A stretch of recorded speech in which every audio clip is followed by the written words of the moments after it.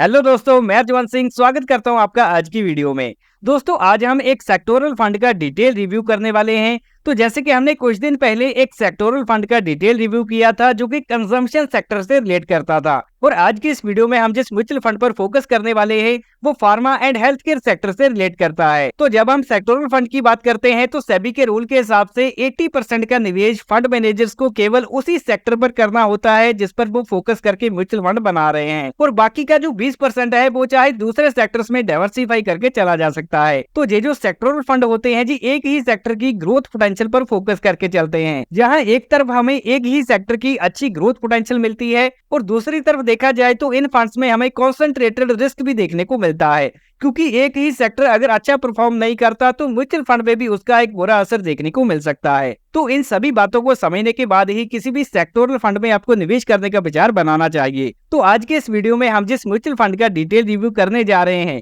इसका नाम है ICI prudential pharma health care and diagnostic fund direct growth. और दोस्तों, जब हम pharma and health care sector की बात करते हैं तो ये किसी भी देश के लिए एक एसेंशियल सेक्टर माना जाता है।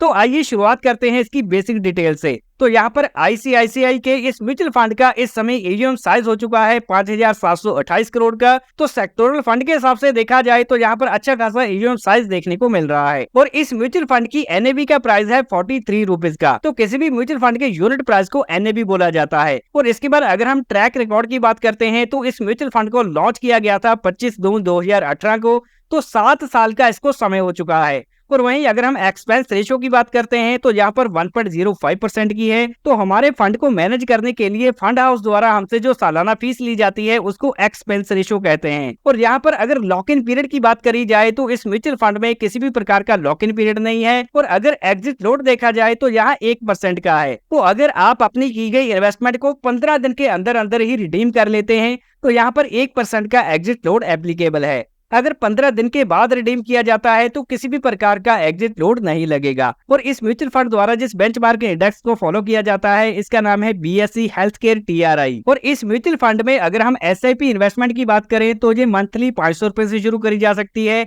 और अगर हम लमसम इन्वेस्टमेंट की बात करें, एक बार में किसी को पैसा लगाना है तो वो 5,000 से शुरू करा जा सकता है। और इन दोनों ही ऑप्शंस में किसी भी प्रकार की मैक्सिमम लिमिट नहीं है, आप जितनी चाहे अमाउंट इसमें इन्वेस्ट करके चल सकते हैं। और इसके बाद हम अपना रुख करते हैं इस म्यूचुअल फंड की पास्ट परफॉर्मेंस की ओर, के पिछले सालों में इसने किस प्रकार के रिटर्न जनरेट किए हैं अपनी कैटेगरी के मुकाबले। तो यहाँ पर अगर हम 6 महीनों का टाइम पीरियड देखें तो इसने 4.58% के रिटर्न बना के दिए, और वहीं कैटेगरी के एवरेज रिटर्न रहे 2.60% के। और एक साल के टाइम पीरियड में इस म्यूचुअल फंड ने 17.82% के, और वहीं कैटेगरी ने 14.59% के रिटर्न जनरेट किए हैं। और अगर 3 साल के टाइम पीरियड में देखा जाए तो इस म्यूचुअल फंड ने 29.48% के एनुअलाइज्ड रिटर्न जनरेट किए हैं। एनुअलाइज्ड रिटर्न का मतलब है कि 3 सालों की एवरेज ग्रोथ परसेंटेज कितनी रही। और वहीं दूसरी तरफ अगर हम कैटेगरी के रिटर्न देखते हैं तो ये 25.88% के रहे। और 5 सालों के टाइम पीरियड में इस म्यूचुअल फंड ने 25.44% के और कैटेगरी ने 23.20% के रिटर्न जनरेट किए हैं। और जब से जी म्यूचुअल फंड लॉन्च हुआ है 7 साल का अगर हम टाइम पीरियड देखते हैं तो इसने 23.31% के एनुअलाइज्ड रिटर्न जनरेट किए, और वहीं कैटेगरी ने 22.35% के रिटर्न जनरेट किए हैं। तो यहाँ पर आप देख सकते हैं कि 6 महीने 1 साल का जो छोटा टाइम पीरियड है उसमें इस म्यूचुअल फंड ने अपनी कैटेगरी को बेहतरीन तरीके से बीट किया।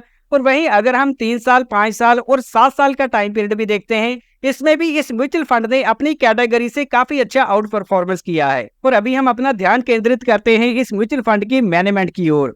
तो इस म्यूचुअल फंड को मैनेज किया जाता है मिस्टर धर्मेश कक्कड़ जी द्वारा, जो कि मई 2020 से इस फंड को मैनेज करते आ रहे हैं। और इनके पास म्यूचुअल फंड सेक्टर में काफी ज्यादा वर्क एक्सपीरियंस है। और अगर एसेट एलोकेशन की बात करी जाए तो इस म्यूचुअल फंड में इक्विटी में निवेश किया गया है 96% का, और कैश में इनके पास 3.6% अवेलेबल है, जिसको जी आने वाले टाइम में सही अपॉर्चुनिटी देखकर निवेश कर सकते हैं।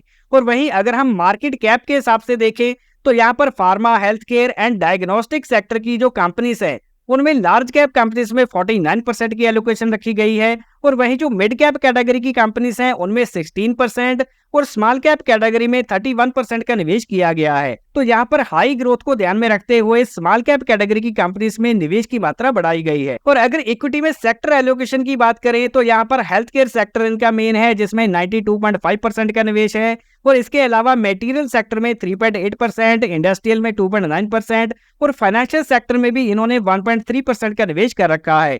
तो सेक्टर के हिसाब से भी एक अच्छी खासी डाइवर्सिफिकेशन यहाँ पर हमें देखने को मिल रही है। और अभी हम आते हैं इस म्यूचुअल फंड की टॉप 10 होल्डिंग कंपनीज की ओर, तो जिसमें सबसे पहला नाम आता है सन फार्मास्यूटिकल का जो कि 12% की होल्डिंग रखती है। इसके बाद है doctor Reddy laboratories 9%, Divis lab 9%, Cipla 7% और बिंदो फार्मा 6% और Alkem laboratories 4%, Zydus life science में 4%, ल्यूपिन लिमिटेड में 4% और ग्लैंड फार्मा में भी तकरीबन 4% का निवेश इन्होंने कर रखा है। और लास्ट में नंबर 10 पे नाम आता है सिंजीन इंटरनेशनल का जो कि 2.46% की एलोकेशन रखती है। और इसके बाद हम रुक करने वाले हैं इंपॉर्टेंट रिस्क रेशियोज की ओर, जिसमें सबसे पहले नाम आता है अल्फा रेशियो का, जो हमें ये बताती है कि इस म्यूचुअल फंड ने अपनी कैटेगरी के मुकाबले किस प्रकार की आउट परफॉर्मेंस दिखाई। नंबर जितना बड़ा होगा उतनी आउट परफॉर्मेंस ज्यादा होगी। तो यहाँ पर आईसीआई की म्यूचुअल फंड का अल्फा है 3.57 का और वही कैटेगरी का अल्फा है 6.70 का। तो अपनी कैटेगरी से इस म्यूचुअल फंड ने कम परफॉर्म किया है। और इसके बाद आती है बीटा रेशियो की, मार्केट में जब भी गिरावट आती है इस म्यूचुअल फंड में वोलेटिलिटी किस प्रकार की रहती है। अगर नंबर 1 से ज्यादा हो तो उसको हाई वोलेटाइल फंड माना जाता है, अगर 1 से कम हो तो कम वोलेटिलिटी मानी जाती है।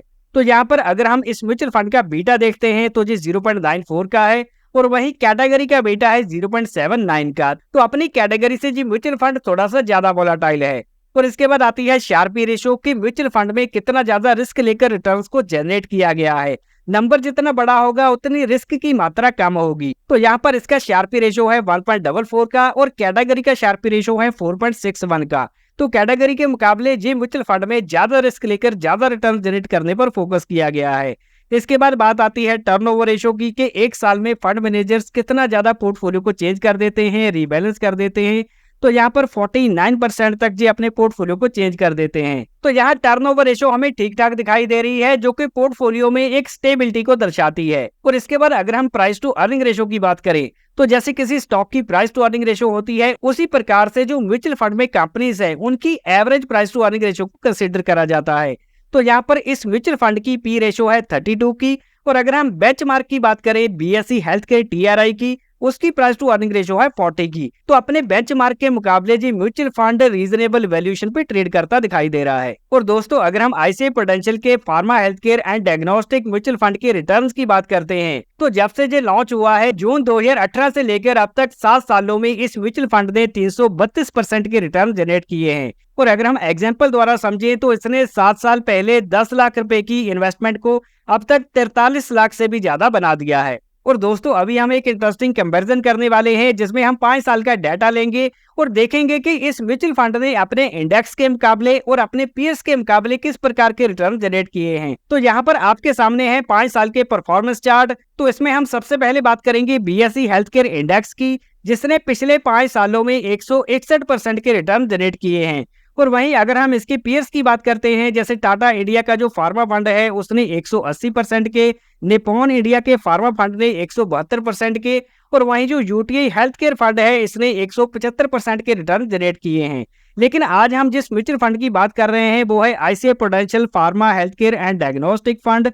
तो इसने पिछले 5 सालों में 201% के रिटर्न जनरेट किए हैं। तो यहाँ पर हमें सीधा सीधा समझ आ रहा है कि इस म्यूचुअल फंड ने अपने बेंचमार्क इंडेक्स को भी 5 सालों में आउट परफॉर्म किया है और इसके अलावा अपने पीयर्स के मुकाबले भी काफी बेहतर रिटर्न जनरेट किए हैं। तो ओवरऑल देखें तो इस म्यूचुअल फंड की जो 5 सालों की परफॉर्मेंस है वो काफी बेहतर दिखाई दे रही है। और दोस्तों यहाँ पर मैं आपको एक और इंटरेस्टिंग पॉइंट बताना चाहूंगा कि जैसे सितंबर 2024 में मार्केट में गिरावट का दौर शुरू हुआ था और ये फरवरी 2025 तक रहा। तो यहाँ पर आप देखेंगे कि इस सेक्टोरल फंड में जो गिरावट है वो शुरू हुई जनवरी 2025 में और ये चली फरवरी तक।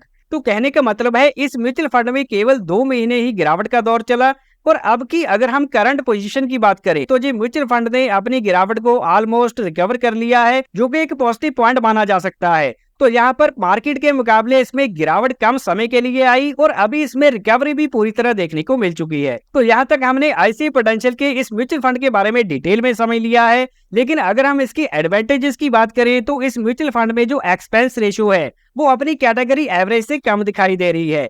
और इसके अलावा अगर आप देखोगे तो एक कंसिस्टेंट रिटर्न जहां देखने को मिल रहे हैं पिछले 1 साल में, 3 साल में और 5 साल के टाइम पीरियड में इस म्यूचुअल फंड ने अपनी कैटेगरी एवरेज को बीट किया है। और इसके अलावा इस म्यूचुअल फंड ने अपने benchmark index BSE health care index को भी काफी बड़े मार्जिन से बीट किया है। और अभी हम आते हैं उस सवाल पर जो आपके मन में चल रहा होगा कि क्या हमें इस म्यूचुअल फंड में निवेश करना चाहिए या हमें अवॉइड करना चाहिए। तो इसके लिए आपको इंपॉर्टेंट बातों को समझना जरूरी है, जिसमें सबसे पहली बात है कि ये सेक्टोरल फंड है, एक ही सेक्टर पर फोकस करके यहाँ पर निवेश किया जाता है। तो यहाँ पर आपका जो रिस्क प्रोफाइल है वो एग्रेसिव होना चाहिए।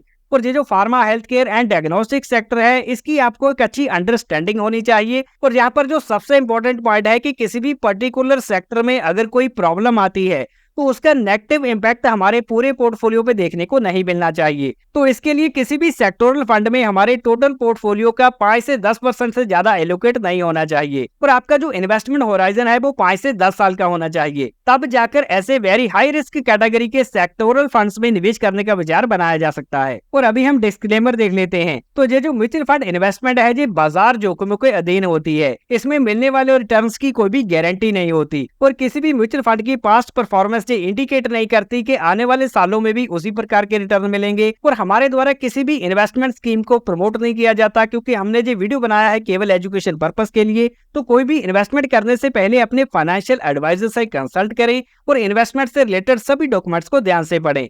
और अगर ये वीडियो जानकारी से भरपूर लगा हो तो इसको लाइक जरूर करें, दोस्तों के साथ ज्यादा से ज्यादा शेयर करें। मिलते हैं अगले वैल्यूएबल वीडियो में।